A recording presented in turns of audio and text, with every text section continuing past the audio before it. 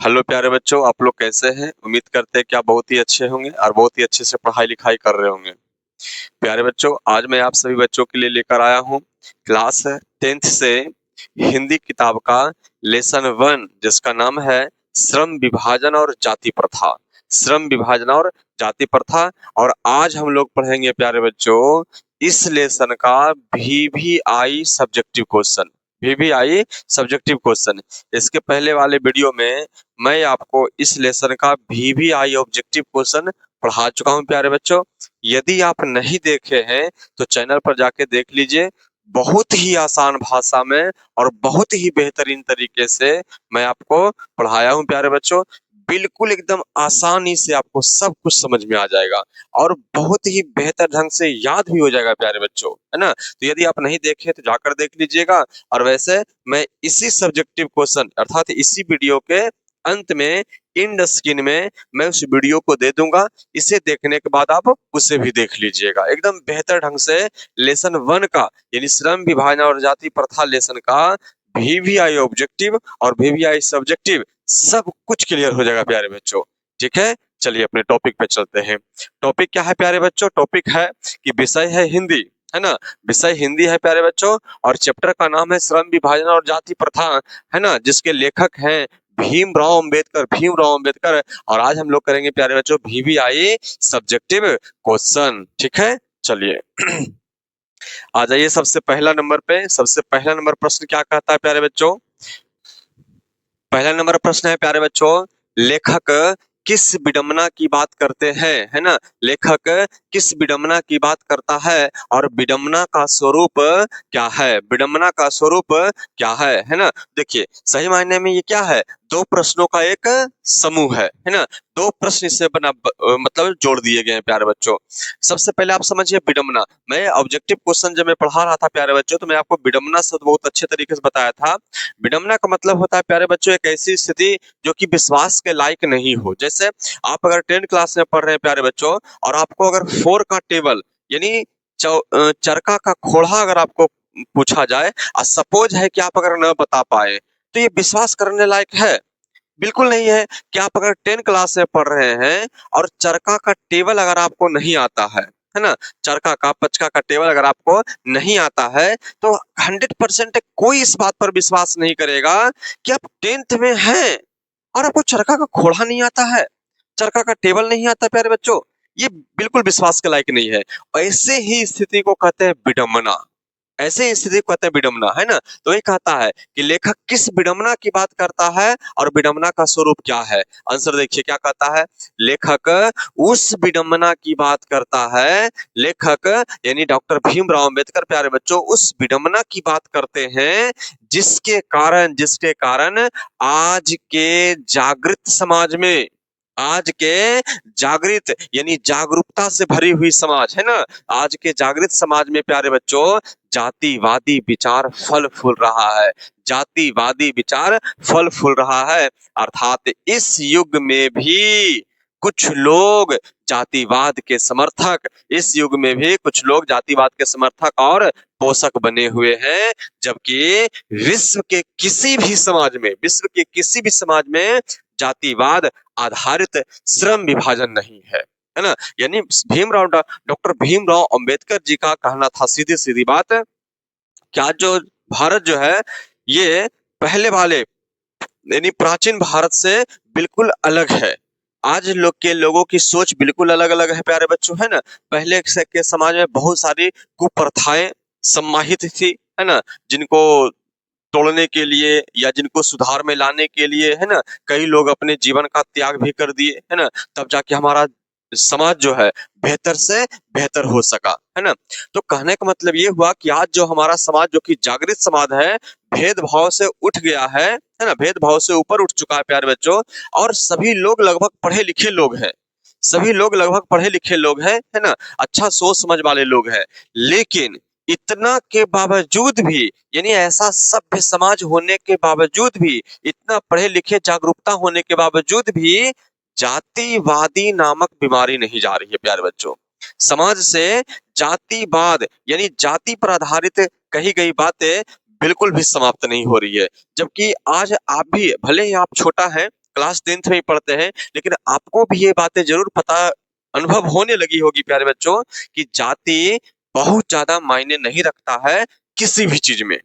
जाति बहुत ज्यादा मायने नहीं रखता है किसी भी चीज में। जैसे आप ही अभी देखिए, आपके 4 दोस्त हैं, आपको पता भी नहीं होगा कि वो 4 दोस्त कौन से कास्ट के हैं, आपको पता भी नहीं होगा, है ना। तो ये बातें इससे भी आपको पता चल जाएगा कि वास्तव में लोग अच्छे होने चाहिए, जाति से कोई फर्क नहीं पड़ता है। लेकिन विडंबना की बात है कि इतना जागृत समाज होने के बावजूद भी लोग सबसे पहले कोई भी काम करना, जैसे सबसे ज्यादा उदाहरण इस चैप्टर में दिया गया है जातिवाद के पोस्को में। क्या सबसे पहला काम, एक तो पहला काम का चुनाव जो कि प्राचीन काल से ही होता आ रहा था, क्या जिस जात के हैं वही काम करिएगा, है ना। और दूसरा, शादी विवाह में सबसे पहला प्रमाण, सबसे ज्यादा प्रमाण शादी विवाह में देखने को मिलता हुआ, है ना, कि कोई भी जात रहिए, शादी विवाह तो अपने ही जात वाले के लड़के लड़कियां से करते हैं। और इससे आज के समाज में बहुत ज्यादा दिक्कत होते हैं नौजवानों को, ठीक है। तो देखिए वही कह रहा था कि आज के जागृत समाज में भी जातिवाद फल फूल, जातिवाद के विचार जो होते हैं फल फूल रहा है। अर्थात इस युग में भी कुछ लोग जो है जातिवाद के समर्थक और पोषक बने हुए हैं, जबकि विश्व के किसी भी समाज में जातिवाद आधारित श्रम विभाजन नहीं है, लेकिन भारत में है। यही विडंबना की बात है ना, जो कि होना नहीं चाहिए प्यारे बच्चों, ठीक है। और उसमें प्रश्न क्या था कि विडंबना का स्वरूप क्या है, तो विडंबना का स्वरूप बताते हैं डॉक्टर भीमराव अम्बेडकर प्यारे बच्चों कि विडंबना का स्वरूप यही है कि समाज को श्रम के आधार पर वर्ण व्यवस्था को अस्थायी बना दिया गया है ना। समाज को श्रम के आधार पर यानी काम के आधार पर क्या कर दिया गया है, वर्ण व्यवस्था को अस्थायी बना दिया गया है। अस्थाई वर्ण व्यवस्था को अस्थाई बना दिया गया है, यानी आप वही काम करिएगा जिस जात से हैं, आप वही काम करिएगा जो आपके पिता करते आए हैं, ऐसा बना दिया गया है, जो कि बिल्कुल गलत है, बिल्कुल गलत है, ठीक है। चलिए नेक्स्ट दूसरा नंबर प्रश्न क्या कहता है प्यारे बच्चों, दूसरा नंबर कह रहा प्रश्न कि जातिवाद है ना, जातिवाद के पोषक उसके पक्ष में क्या तर्क देते हैं, जातिवाद के पोषक हुआ उसके पक्ष में क्या तर्क देते हैं। प्रश्न कहने का मतलब ये हुआ कि जो व्यक्ति कहते हैं कि हाँ जातिवाद वाले विचार बिल्कुल सही हैं, जिन जिन व्यक्तियों को लगता है कि जातिवाद पर आधारित जो भी बातें होती है बिल्कुल सही है, तो इसका वो क्या प्रमाण देते हैं, कौन से तर्क के आधार पर वो कहते हैं कि जातिवाद होना बहुत जरूरी है। अब सुनिए जातिवाद के पोषक जातिवाद के बारे में क्या बताते हैं, यानी किस प्रकार से वो सही कहते हैं। तब आंसर देखिए, कहता है जातिवाद के पोषक जो है, पोषक मतलब क्या होता है, जातिवाद को मानने वाले, है ना, जातिवाद को सही मानने वाले जो लोग होते हैं उनको कहते हैं पोषक। तो जातिवाद के पोषकों का कहना है ना, कहना है कि कर्म के अनुसार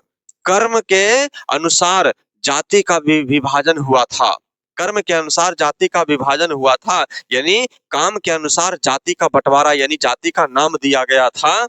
इस विभाजन से लोगों में वंशगत, इस विभाजन से प्यारे बच्चों लोगों में वंशगत व्यवसाय में निपुणता आती है ना। क्या कहता है, कहता है प्यारे बच्चों कि इस विभाजन से लोगों में वंशगत व्यवसाय मतलब क्या, जिनके खानदान जो कि प्राचीन काल से नहीं बहुत पहले से ही जो काम करते आए हैं उस काम में लोगों में क्या आती है, निपुणता आती है। अर्थात प्यारे बच्चों कार्य कुशलता में वृद्धि होती है। देखिए अब ये बातें भी थोड़ा बहुत हद तक सही है प्यारे बच्चों।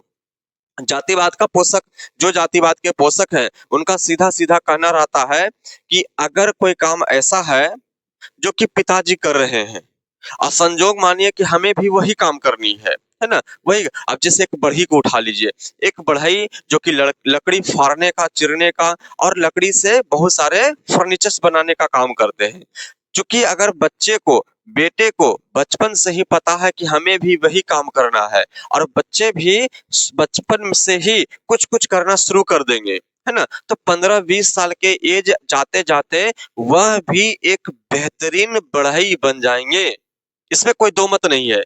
इसीलिए यही बात को वो कहते हैं कि जो वंशगत है ना, वंशगत जो काम चलते आ रहा है, यही काम अगर सब कोई करने लगे, यानी अपने अपने वंशज का ही काम करने लगे, तो हर आने वाली नई पीढ़ी में क्या होगी, काम की निपुणता होगी, कार्य की कुशलता हो जाएगी, है ना। तो ये भी बात सही है कि अगर आपको आपको ये पता है कि हमारे पिताजी वाला काम ही हमको करना है, तो बचपन से ही करते रहिएगा तो निपुणता आ जाएगा उसमें, यानी बेहतर आप बन जाएंगे एक मिस्त्री, है ना। ये भी सही है।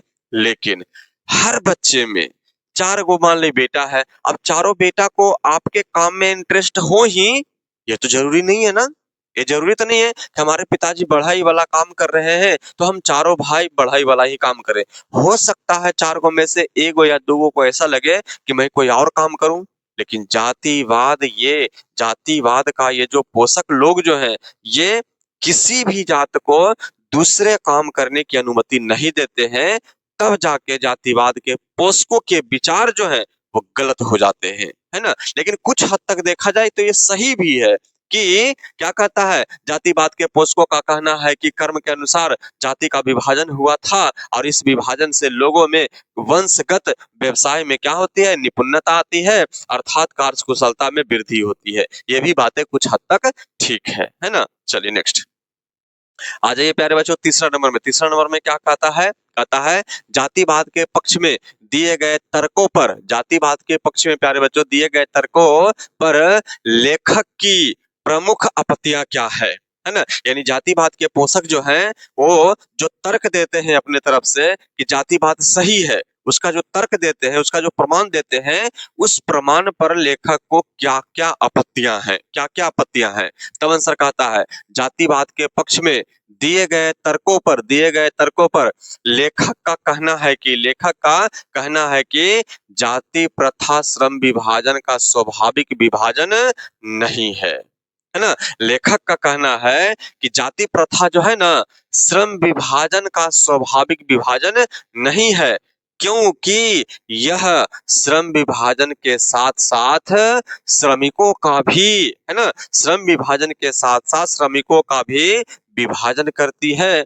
यह मतलब क्या, जाति प्रथा जो है मनुष्य को जन्म के साथ ही, है ना, मनुष्य को जन्म के साथ ही किसी काम धंधे से बांध देती है और इस कारण मनुष्य अपने रुचि और क्षमता के अनुसार काम का चुनाव नहीं कर पाता है, और साथ में प्यारे बच्चों समाज में ऊंच नीच की भेदभाव भी जन्म ले लेता है।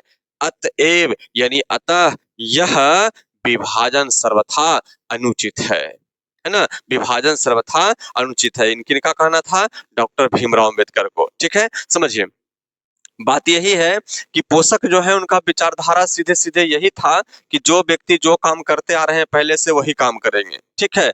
लेकिन मैंने अभी भी आपको समझाया कि जिन बच्चों को अपने माता पिता का काम मान लिया जाए उसमें रुचि नहीं है, लेकिन जातिवाद कहता है कि रुचि हो या ना हो आपको वही काम करना है, रुचि हो या न हो आपको वही काम करना है।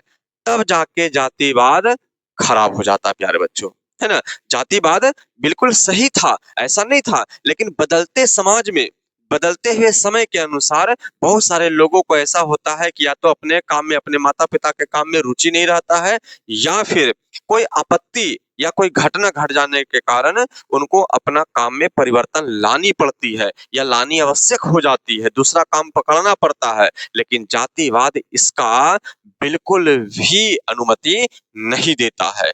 इस कारण से कहा जाता है कि जातिवाद बिल्कुल गलत है। यानी जातिवाद के आधार पर, यानी जाति के आधार पर जो श्रम का विभाजन जो किया गया है ये बिल्कुल भी सही नहीं है। क्यों? क्योंकि ये स्वाभाविक नहीं है, यानी लोगों की क्षमता और रुचि पर आधारित नहीं है ना। जातिवाद में जो बातें कही जा रही है कि आप अपने ही जात का सिर्फ काम करिएगा, इसका मतलब क्या हो गया, आपका रुचि हो या ना हो आपको वही काम करना है, आपकी क्षमता हो या ना हो आपको वही सिर्फ काम करना है। अर्थात ये ही जो जातिवाद के आधार पर जो श्रम का विभाजन जो हो रहा है ये बिल्कुल गलत हो जाता है। तब जब वो रुचि पर आधारित नहीं होता है या फिर क्षमता पर आधारित नहीं होता है ना। मतलब सीधा सीधी है बउआ कि जातिवाद के आधार पर किया गया श्रम का विभाजन जो है यह रुचि पर आधारित न होने के कारण अर्थात क्षमता के आधार पर न होने के कारण गलत हो जाता है। ठीक है, यही है प्रमुख आपत्तियां। ठीक है, चलिए नेक्स्ट चौथा नंबर में आ जाइए प्यारे बच्चों। चौथा नंबर में क्या कहता है, जाति भारतीय समाज में श्रम विभाजन का स्वाभाविक रूप क्यों नहीं कही जा सकती, है ना। प्रश्न ठीक से समझिएगा। जाति भारतीय समाज में श्रम विभाजन का स्वाभाविक रूप नहीं कही जा सकती है। क्यों नहीं कही जा सकती है प्यारे बच्चों, है ना। देखिए आंसर पर देखिए क्या कहता है।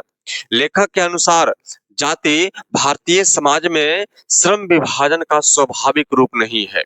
अभी भी मैं आपको बताया, अभी जस्ट मैं आपको बता रहा था प्यारे बच्चों, है ना, कि लेखक के अनुसार यानी भीमराव अंबेडकर के अनुसार प्यारे बच्चों जाति भारतीय समाज में श्रम विभाजन का स्वाभाविक रूप नहीं है, क्योंकि यह मनुष्य की रुचि पर आधारित नहीं है। क्योंकि मनुष्य की रुचि पर आधारित नहीं है, इसमें व्यक्ति की क्षमता की उपेक्षा होती है। उपेक्षा मतलब उसकी वैल्यू नहीं दी जाती है, क्षमता की, है ना। यानी हमको मुझ में और एबिलिटी है, मुझ में और भी क्षमता है तरह तरह के काम करने का, लेकिन जातिवाद हमें दूसरा काम करने का अनुमति नहीं देता है। इसलिए कहते हैं कि इसमें यानी जातिवाद में व्यक्ति की क्षमता की उपेक्षा होती है, अवहेलना होती है ना। उसका कोई मतलब नहीं निकलता है, यानी आपके पास क्षमता है, आप कर सकते हैं, फिर भी आपको करने नहीं दिया जाएगा। इसलिए कह रहा है कि इसमें व्यक्ति की क्षमता की उपेक्षा होती है।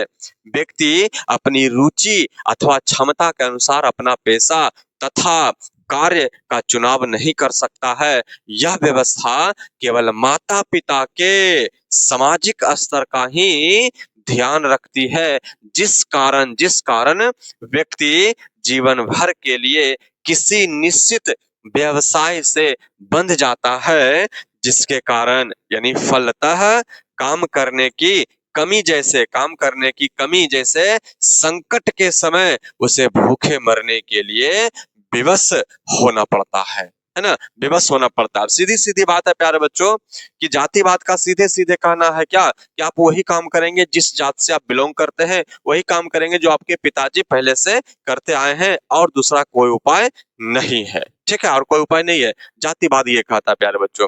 तो जाहिर सी बात है कि जिस काम में हमें रुचि नहीं होगा, जैसे अभी मैं पढ़ा रहा हूँ आपको, है ना, अब जिस बच्चे को पढ़ने में मन नहीं लगता होगा, अब जो बच्चों को टारगेट नहीं होगा कि मैट्रिक बोर्ड में मुझे 450 नंबर तो लाना ही लाना है, इससे ज्यादा ही लाना है, जिन बच्चों को नहीं इंटरेस्ट होगा प्यारे बच्चों, क्या वो बच्चे मेरी वीडियो देखेंगे?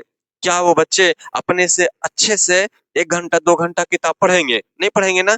यानी जिस काम में व्यक्ति को रुचि नहीं हो वो काम अच्छा से कोई भी नहीं करता है ना।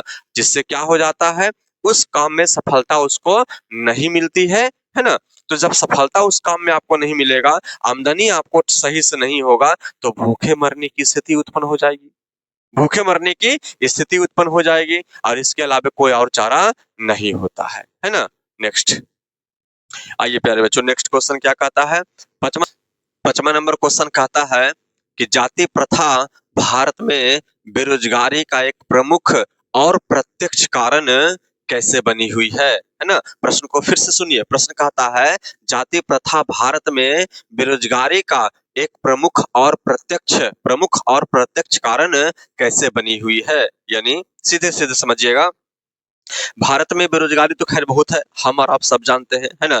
तो इस बेरोजगारी का बहुत ही प्रमुख और प्रत्यक्ष कारण जातिवाद है। कैसे, यही प्रश्न है। ठीक है, तो समझिए आंसर कहता है जाति प्रथा मनुष्य को जीवन भर के लिए एक पेशे से बांध देता है ना। मैंने आपको पिछले प्रश्नों में भी मैं आपको बता चुका हूं, बार बार मैं एक ही चीज बता रहा हूं प्यारे बच्चों कि जातिवाद का पोषक का बस यही कहना होता है कि जातिवाद के पोषक कहते हैं कार्य कुशलता के लिए यह आवश्यक है। जातिवाद के पोषकों का क्या कहना है कि यह कार्य कुशलता के लिए क्या है, आवश्यक है ना। यानी पिताजी वाला काम अगर आप बचपन से ही करते हैं तो आप में कार्य की निपुणता आ जाएगी। ये भी बात बिल्कुल सही है, लेकिन जहां बात आ गई रुचि की, यानी रुचि अगर नहीं है बच्चों की, तो वही काम क्या हो जाता है, उसके लिए खराब हो जाता है। तो क्या कहता है कि जाति प्रथा मनुष्य को जीवन भर के लिए क्या करता है बउआ, एक पेशे से बांध देती है उसे कोई अन्य पेशा, पेशा मतलब क्या, काम है ना, दूसरा काम चुनने की अनुमति नहीं देती है, चुनने की अनुमति नहीं देती है, भले ही वह उस पेशे में पारंगत क्यों न हो।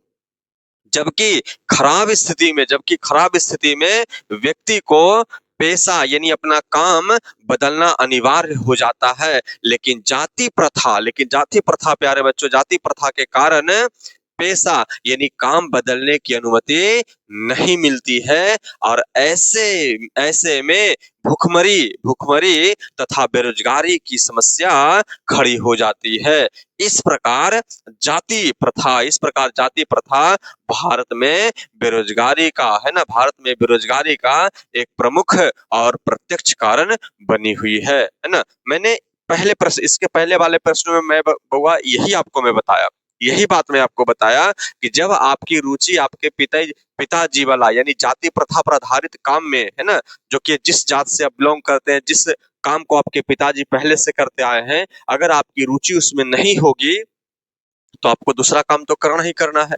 लेकिन जाति प्रथा इसकी अनुमति नहीं देती है। उसका सीधे कहना रहता है कि वंशगत जो काम आपके वंश में चलते आ रहा है, आपके जाति में चलते आ रहा है, वही काम सिर्फ आप काम कर सकते हैं, दूसरा काम आप नहीं कर सकते, है ना। तो ये सीधी सीधी बात है, रुचि और क्षमता पर आधारित नहीं है। लेकिन कई बार परिस्थितियां ऐसी उत्पन्न होती है बउआ कि काम बदलने की आवश्यकता होती है, पेशा बदलने की जरूरत पड़ जाती है, लेकिन जाति प्रथा इसका जो अनुमति नहीं देता है, इसलिए समाज में भुखमरी की समस्या उत्पन्न हो जाती है। इसीलिए कहा जाता है कि जाति प्रथा भारत में बेरोजगारी का एक प्रमुख और प्रत्यक्ष कारण बनी हुई है। ठीक है, चलिए नेक्स्ट। छठा नंबर प्रश्न कहता है प्यारे बच्चों कि लेखक आज के उद्योगों में गरीबी और उत्पीड़न से भी बड़ी समस्या किसे मानता है और क्यों मानता है ना। प्रश्न को ध्यान से समझ लीजिए। पहले प्रश्न क्या कहता है कि लेखक आज के उद्योगों में गरीबी और उत्पीड़न से भी बड़ी समस्या किसे मानता है और क्यों मानता है। ठीक है, आंसर देखिए क्या कहता है। लेखक आज के कारोबारों में प्यारे बच्चों गरीबी और उत्पीड़न से भी है ना, गरीबी और उत्पीड़न से भी बड़ी समस्या जाति प्रथा को मानता है। किसको मानता है? जाति प्रथा को मानता है। अगर आपके ऑब्जेक्टिव में अगर ये प्रश्न रहता तो यही तक रहता है ना कि किसे मानता है, तो आप सीधे कहते हैं जाति प्रथा को माना जाता है। आज के उद्योगों में गरीबी और उत्पीड़न से भी बड़ी समस्या किसे माना जाता है? जाति प्रथा को माना जाता है। तो क्यों माना जाता है? क्योंकि इस प्रथा में व्यक्ति की रुचि तथा क्षमता की उपेक्षा की जाती है। व्यक्ति स्वेच्छा से प्यारे बच्चों कोई दूसरा पेशा यानी दूसरा काम नहीं अपना सकता है, जिसके कारण यानी फलतः अरुचि तथा विवशतावश, है ना, अरुचि और विवशतावश काम करने के कारण व्यक्ति की कार्य क्षमता घटने लगती है, और वह दुर्भावना से ग्रस्त होकर टालू प्रवृत्ति का हो जाता है ना। और यह प्रथा मनुष्य की स्वाभाविक प्रेरणा, रुचि तथा आत्मशक्ति को दबाकर उन्हें क्या करता है? आत्मशक्ति को दबाकर प्यारे बच्चों उन्हें अस्वाभाविक नियमों में जकड़कर निष्क्रिय बना देता है ना। इसको समझिए, बेहतर ढंग से समझिए। जैसे देखिए, सीधी सीधी बात है बउआ, हम लोग पहले से ही ये चर्चा करते आए हैं कि जाति प्रथा पर आधारित जो भी बातें हैं ये बिल्कुल, है ना, दूसरे पेशा को बदलने यानी कोई भी पेशा को बदलने की अनुमति नहीं देता है। अब जिस काम को बदलने की अनुमति नहीं होगी तो मजबूरी से न सिर्फ करिएगा। जाति प्रथा कहता है कि जो वंशगत काम आ रहा है आपके जाति में वही सिर्फ काम करिएगा। तो आपको नहीं अगर उसमें रुचि है तो विवशतावश ही करिएगा, यानी मजबूरी में ही कीजिएगा। अब मजबूरी में जब कोई काम कीजिएगा तो सफलता तो अच्छा नहीं हासिल होगा।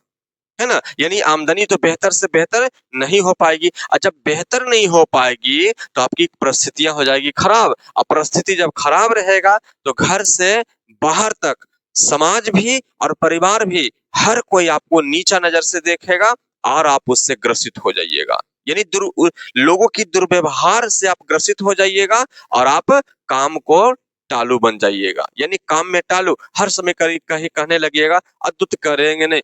मूल बात क्या है, आमदनी अच्छी हो नहीं रही है, पहले तो रुचि पर आधारित नहीं था, और रुचि पर आधारित न होने के कारण उसमें हमने मन लगाकर काम नहीं किया, अब मन लगाकर काम नहीं किया तो अच्छी आमदनी नहीं हुई, और अच्छी आमदनी नहीं हुई तो चार लोग चार तरह से बातें बोलने लगे, और ये चार तरह से बातें बोलने लगे तो हमको भी और ज्यादा नफरत हो गया ये सभी प्रकार के समाजों से, परिवारों से और कामों से, सभी प्रकार की चीजों से एक नफरत सी बन जाती है, दुर्भावना उत्पन्न हो जाती है ना, जिसके कारण कि क्या हो जाता है, सब कुछ खराब हो जाता है। यानी कह सकते हैं कि उसका प्रेरणा सूचक जो बातें जो होती है, लोगों की अपनी प्रेरणा सूचक बातें जो होती है, आत्मशक्ति जो होती है, ये सब कुछ को दबा दिया जाता है जाति प्रथा में, और अस्वाभाविक नियमों में जकड़ कर निष्क्रिय बना दिया जाता है। हर व्यक्ति को निष्क्रिय बना दिया, किसी काम का नहीं रहने दिया जाता है, अगर वो दूसरा पेशा करने की सोचेगा तब, है ना। जाति प्रथा सीधे कहता है जो काम करते आ रहे हैं पहले से वही काम करिएगा, अब अगर आपने ऐसा नहीं किया तो आपको समाज, जाति प्रथा वाली विचारधाराएं आपको निष्क्रिय बना देगा, किसी भी काम के लायक आपको नहीं छोड़ेगा। ठीक है, चलिए नेक्स्ट 7वां नंबर प्रश्न आ जाइए प्यारे बच्चों। 7वां नंबर प्रश्न में कहता है लेखक ने पाठ में किन प्रमुख पहलुओं से जाति प्रथा को एक हानिकारक प्रथा के रूप में दिखाया है ना। प्रश्न फिर से समझिए, लेखक ने पाठ में किन प्रमुख पहलुओं मतलब उदाहरण से प्यारे बच्चों, किन प्रमुख उदाहरण से जाति प्रथा को एक हानिकारक प्रथा के रूप में दिखाया है। चलिए समझिए आंसर को। आंसर क्या कहता है, लेखक कहते हैं कि जाति प्रथा पर आधारित श्रम विभाजन, प्यारे बच्चों श्रम विभाजन स्वाभाविक नहीं है ना। मैंने कई प्रश्नों में, पिछले सभी प्रश्नों में तो यही बात तो हम कहते आ रहे हैं प्यारे बच्चों, ठीक है। क्या कहते आ रहे हैं कि जाति प्रथा पर जो आधारित श्रम विभाजन है, काम का बंटवारा जो है, यह बिल्कुल भी स्वाभाविक नहीं है, यानी रुचि पर आधारित नहीं है ना, आपके स्वभाव पर आधारित नहीं, आपके रुचि पर आधारित नहीं है। यह क्या है, श्रमिकों में भेदभाव एवं ऊंच नीच का भावना उत्पन्न करता है। कौन प्यारे बच्चों, जाति प्रथा जो है श्रमिकों में भेदभाव एवं ऊंच नीच का भावना उत्पन्न करता है, जिससे सामाजिक एकता पर प्रादुर्भाव यानी दुष्प्रभाव, है ना, दुष्प्रभाव यानी कि खराब प्रभाव पड़ता है। यह यानी जाति प्रथा श्रम विभाजन रुचि आधारित न होने के कारण, है ना, यानी जाति प्रथा में श्रम विभाजन जो है रुचि आधारित न होने के कारण श्रमिकों की कार्य क्षमता पर दुष्प्रभाव डालता है ना। देखिए दो चीजें बार बार घूम के आ रही है, सीधी बातें आ रही है क्या बार बार घूम के, कि जाति प्रथा जो है यह जबरदस्ती हर व्यक्ति को जाति से भी बांध देता है और किसी एक काम से बचपन से बुढ़ापा तक बांध देता है। ये दो बातें आपको हमेशा याद रखनी पड़ेगी, हर प्रश्नों का मूल जड़ यही है। इस चैप्टर में प्यारे बच्चों जो भी प्रश्न हो, लेकिन इसका मूल पंक्ति यही है कि जाति प्रथा के अनुसार हर व्यक्ति अपने जात से बंधा हुआ है और हर व्यक्ति अपने जात के काम से बंधा हुआ है, बस ये मूल बात है। तो ये कहता है कि यह क्या होता है, यह श्रम विभाजन रुचि आधारित न होने के कारण, यानी जाति प्रथा जो है श्रम विभाजन रुचि आधारित न होने के कारण श्रमिकों की कार्य क्षमता पर क्या करता है, दुष्प्रभाव डालता है।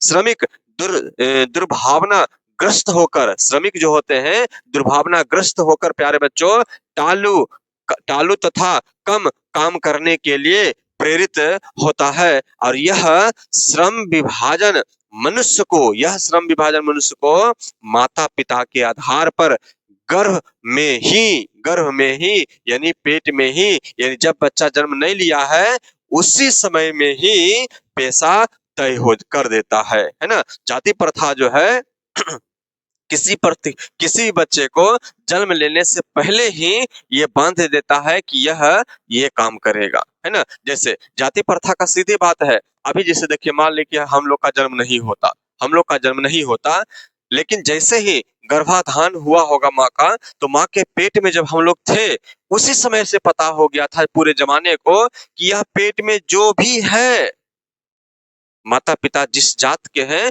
वही जात का ठेपा हम सब पर लगने वाला है ना। ये पक्का हो गया था। जाति प्रथा यही काम करता है कि जिस जात के गर्भ से, जिस जात के माता पिता के गर्भ से आप जन्म लिए हैं वही जाति का आप होइएगा, ठीक है।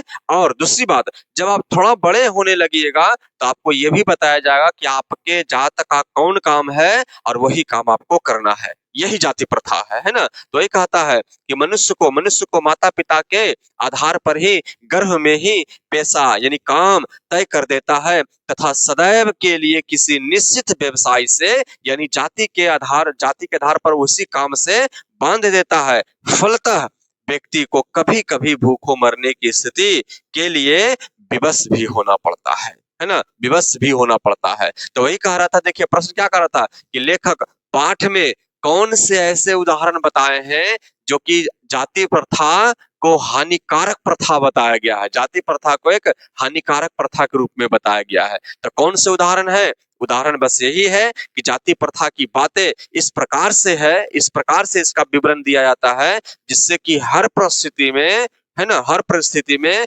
सबसे पहले तो इसमें किया गया काम जो है अरुचि होता है, क्षमता पर आधारित नहीं होता है प्यारे बच्चों। और इसका रिजल्ट अंततः निकलता है क्या कि व्यक्ति को भूखे मरने के लिए विवश होना पड़ता है, व्यक्ति को भूखे मरने के लिए विवश होना पड़ता है। जाति का नाम पेट से ही मतलब कि एक स्टिकर जैसा मारा रहता है कि आप जिन जिन जात के पेट से आप जन्म ले रहे हैं वही जात आप रहिएगा और जो आपके माता पिता करते आए हैं वही काम आप करिएगा, है ना। तो ये सब सारी चीजें बंधे होने के कारण बहुत सारे व्यक्तियों को भूखे मरने के लिए विवश होना पड़ता है।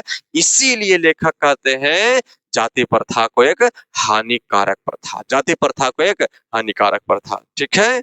बस, है ना। आ जाइए 8वां नंबर क्वेश्चन है प्यारे बच्चों। ये संभव है कि लास्ट प्रश्न है प्यारे बच्चों चैप्टर का, ठीक है। क्या कहता है प्रश्न? सच्चे लोकतंत्र की स्थापना के लिए लेखक ने किन विशेषताओं को आवश्यक माना है? ध्यान दीजिएगा प्यारे बच्चों, मैं जो भी प्रश्न आप सबको पढ़ा रहा हूँ प्यारे बच्चों बहुत ही खास खास प्रश्न है और हर प्रश्न बोर्ड एग्जाम में पूछा गया प्रश्न है प्यारे बच्चों। अगर आप मेरे इन सभी प्रश्नों को किताब के अभ्यास से मिलाइएगा प्यारे बच्चों तो 100% नहीं मिलेगा, है ना। मैं वो सभी प्रश्नों को आपके इस वीडियो में मैं पढ़ा रहा हूँ, सभी प्रश्न मैं इस वीडियो में पढ़ा रहा हूँ प्यारे बच्चों, जो अभ्यास में भी इम्पोर्टेंट है और जो प्रश्न अभ्यास में नहीं है फिर भी बोर्ड पूछा हुआ है वो सभी प्रश्न को मैं एक समूह बना करके मैं आपके सामने प्रस्तुत किया हूँ प्यारे बच्चों, ठीक है। तो ये वीडियो आपको बहुत ही खास, बहुत ही मोस्ट इंपोर्टेंट होने वाला है प्यारे बच्चों। अगर ये वीडियो के 8 प्रश्न आप अगर देख लेते हैं तो आपको फर्स्ट टर्मिनल में मैं आपको वादा करता हूं कि इस चैप्टर से एक भी सब्जेक्टिव क्वेश्चन नहीं छूटेगा प्यारे बच्चों। और फर्स्ट टर्मिनल नहीं क्यों, बोर्ड एग्जाम में भी आपको इस चैप्टर से एक भी सब्जेक्टिव क्वेश्चन नहीं छूटेगा प्यारे बच्चों, ठीक है। और इसके पहले मैं वो जो VVI ऑब्जेक्टिव क्वेश्चन जो पढ़ाया हूं उसको भी अगर आप देख लेते हैं तो ऑब्जेक्टिव और सब्जेक्टिव इस चैप्टर का फिर चाहे आप फर्स्ट टर्मिनल दीजिए और चाहे बोर्ड एग्जाम दीजिएगा प्यारे बच्चों, सबके लिए निश्चिंत हो जाइए, सबके लिए निश्चित हो जाइए। इस मेरे इस वीडियो में पढ़ाए गए VVI objective question, VVI subjective question से एक भी क्वेश्चन फालतू नहीं पूछेगा बोर्ड में प्यारे बच्चों, है ना, मेरा विश्वास मानिए, ठीक है। चलिए पढ़ते हैं। क्या कह रहा था? सच्चे लोकतंत्र की स्थापना के लिए लेखक ने किन विशेषताओं को आवश्यक माना है? यानी सच्चे लोकतंत्र ने प्यारे बच्चों, सच्चे लोकतंत्र की स्थापना के लिए समाज में किन किन चीजों का होना बहुत ही आवश्यक है? प्रश्न सुनिए, आंसर सुनिएगा। लोकतंत्र की व्यवस्था स्थापना के लिए, है ना, सच्चे लोकतंत्र की स्थापना के लिए प्यारे बच्चों, सच्चे लोकतंत्र की स्थापना के लिए लेखक ने यानी भीमराव अंबेडकर ने प्यारे बच्चों समाज में स्वतंत्रता, समानता और भाईचारे की भावना का होना आवश्यक माना है। एकदम ध्यान दीजिएगा प्यारे बच्चों, सबसे पहले चीज हम ध्यान रखिएगा कि अगर सच्चे लोकतंत्र की स्थापना करना है सच्चे लोकतंत्र की अगर स्थापना करना है प्यारे बच्चों अपने देश में, तो लेखक के अनुसार समाज में स्वतंत्रता यानी सबको स्वतंत्रता, समानता, सबको एक समान नजर से देखना और पूरे समाज में भाईचारा की भावना होना प्यारे बच्चों आवश्यक है। ये तीन चीज अगर समाज में है तो समझ लीजिए सच्चे लोकतंत्र की स्थापना हो गई। ठीक है, कहता है क्यों? क्योंकि ऐसे ही समाज में सबके कल्याण एवं सहयोग की, सबके कल्याण एवं सहयोग की भावना होती है प्यारे बच्चों, है ना। सीधी सीधी बात है, जिस समाज में भाईचारा होगा प्यारे बच्चों, जिस समाज में भाईचारा होगा उस समाज में सबके कल्याण एवं सहयोग की भावना पहले से ही रहेगी। अरे भाईचारा कहता ही है प्यारे बच्चों क्या? मिलजुल कर रहना, मिलजुल कर हर परिस्थिति का सामना करना, यही तो भाईचारा है, यही तो भाईचारा है। तो भाईचारा रहेगी तो सभी समाज, है ना, जितने भी समाज हैं, सभी समाज जिनमें भाईचारा रहेगी प्यारे बच्चों, कभी भी खराब परिस्थितियां नहीं आएगी। और अगर आएगी खराब परिस्थितियां तो सभी लोग जब एक दूसरे के साथ मिलजुल कर उस परिस्थिति की सामना करेंगे तो वह समाज बेहतर ही होगा। ठीक है, बाकी समझिए सभी, है ना, क्या कह रहा था क्योंकि ऐसे समाज मतलब जिसमें स्वतंत्रता हो, समानता हो और भाईचारा हो, ऐसे ही समाज में सबके कल्याण और सहयोग की भावना होती है। सभी एक दूसरे की रक्षा के प्रति जागृत होते हैं, है ना, यानी सजग होते हैं, यानी हमेशा तैयार रहते हैं एक दूसरे की रक्षा के लिए प्यारे बच्चों। ऐसे ही समाज में, यानी ऐसे ही सच्चे लोकतंत्र की स्थापना के लिए, है ना, जिस समाज में स्वतंत्रता, समानता और भाईचारा होगा, ऐसे ही समाज में प्यारे बच्चों दूध पानी की मिश्रण की तरह भाईचारा होता है। आपको ऑब्जेक्टिव में मैंने एक प्रश्न पूछा था प्यारे बच्चों, ऑब्जेक्टिव में, है ना, मैं लास्ट वीडियो जब खत्म करने वाला था तो मैं आपको पूछा था कि एक प्रश्न बताइएगा कि सच्चे लोकतंत्र के यानी कह सकते हैं सभ्य समाज में भाईचारे कैसा होना चाहिए, भाईचारे का स्वरूप कैसा होना चाहिए। तो उसका सही आंसर यही था, भाईचारा दूध और पानी के मिश्रण के समान होना चाहिए। दूध में पानी मिलाइए, पानी में दूध मिलाइए, ऐसा मिश्रित हो जाता है बच्चों की कुछ पता ही नहीं चलता दूध खाने है और पानी करने है ना, बिल्कुल नहीं पता चलता है। तो यही कहता है कि समाज में, ऐसे ही समाज में, कैसे समाज में? जिसमें स्वतंत्रता, समानता और भाईचारा हो, ऐसे समाज में प्यारे बच्चों भाईचारा जो होता है दूध पानी के मिश्रण की तरह होता है। भाईचारा जो होता है दूध पानी के मिश्रण की तरह होता है प्यारे बच्चों।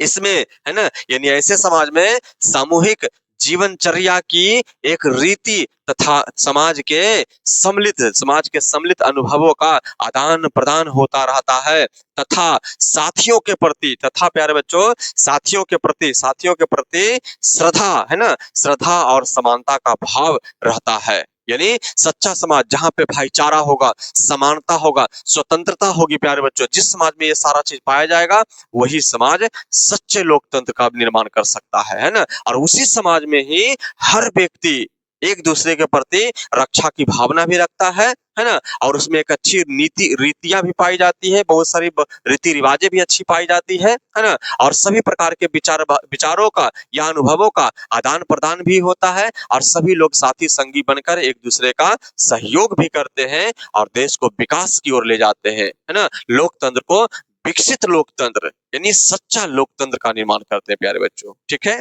बस आज के लिए प्यारे बच्चों बस इतना ही, है ना। यहाँ तक अगर आप बने हुए हैं, जो बच्चे यहाँ तक बने हुए हैं उन सभी बच्चों को धन्यवाद प्यारे बच्चों। और मैं अभी ही जस्ट इन द स्क्रीन में ही इस चैप्टर का वीवीआई ऑब्जेक्टिव क्वेश्चन दे देता हूँ, आप प्यारे बच्चों उसको भी देख लीजिएगा। देखने के बाद आपको खुद फील हो जाएगा कि इस चैप्टर का वीवीआई ऑब्जेक्टिव और वीवीआई सब्जेक्टिव टोटल आपका क्लियर हो गया है। और विश्वास मानिए, ना तो फर्स्ट टर्मिनल इस वीडियो से ज्यादा पूछेगा प्रश्न और ना तो बोर्ड एग्जाम में इससे ज्यादा पूछा जाएगा प्यारे बच्चों। मेरा विश्वास करके बढ़िया से आप अध्ययन मेरे साथ यूट्यूब पर करते रहिए, एकदम बेहतरीन से बेहतरीन रिजल्ट मैं आपको दिलवाऊंगा प्यारे बच्चों, है ना। बस आज के लिए प्यारे बच्चों बस इतना ही, फिर मिलते हैं नेक्स्ट वीडियो में। मैं आपको दूसरा लेसन के वीवीआई ऑब्जेक्टिव के साथ में प्यारे बच्चों। ठीक है, बस आज के लिए इतना ही।